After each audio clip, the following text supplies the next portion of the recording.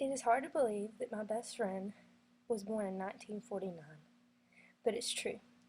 This is my grandfather, or Commander Sergeant Major John Wayne Brown, or what I like to call Papa. He has not only been my best friend and my grandfather, but he has been my number one mentor. But not just my mentor. He has also been a mentor in the Army and National Guard since he joined the Army in November of 1966. He has been a mentor for many young women and men. He has worked in the National Guard, Active Army, and Air Force for 42 years, giving him multiple opportunities to be mentors for many people.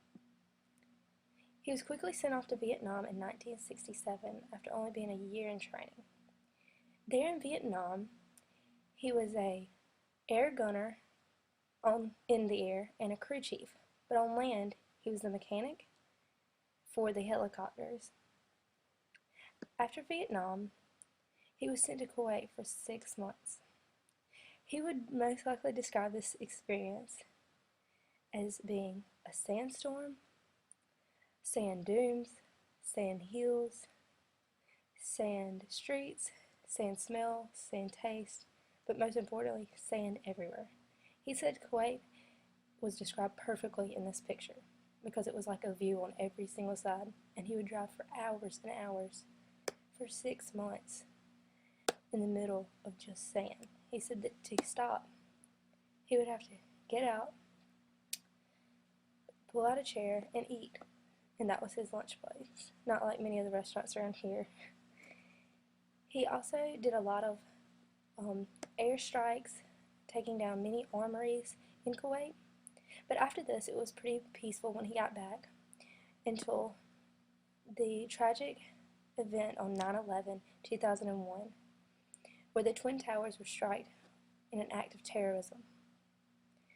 This act of terrorism caused my granddaddy to be sent to Iraq in 2004 to 2005 for a whole year. When I was 9 years old, he had to go.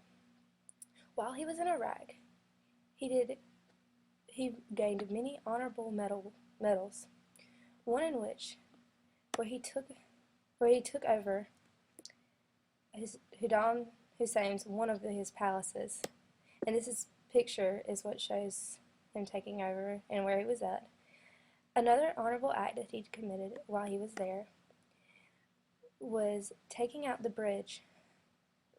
Well, he was the crew chief taking out the bridge of Saddam Hussein's, causing Saddam Hussein to be trapped and eventually captured.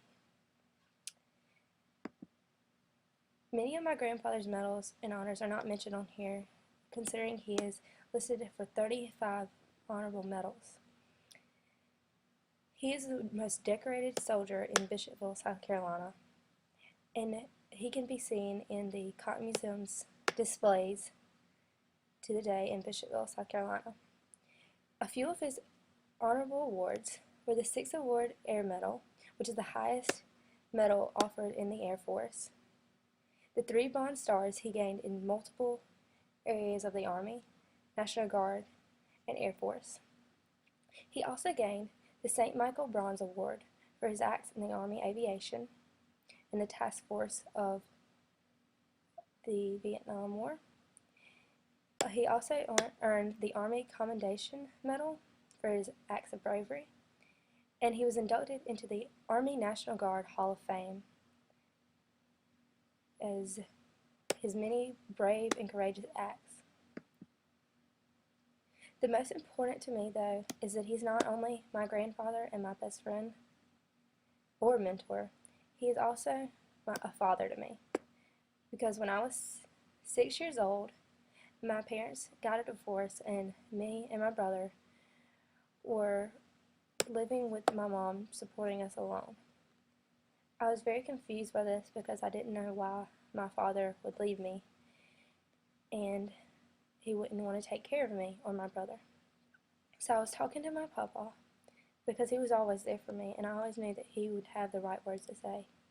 And he told me that a father isn't who brings you on this earth, but who takes care of you, who protects you and secures you. And that is why my grandfather, or my papa, the boy born in 1949, is my best friend and always will be.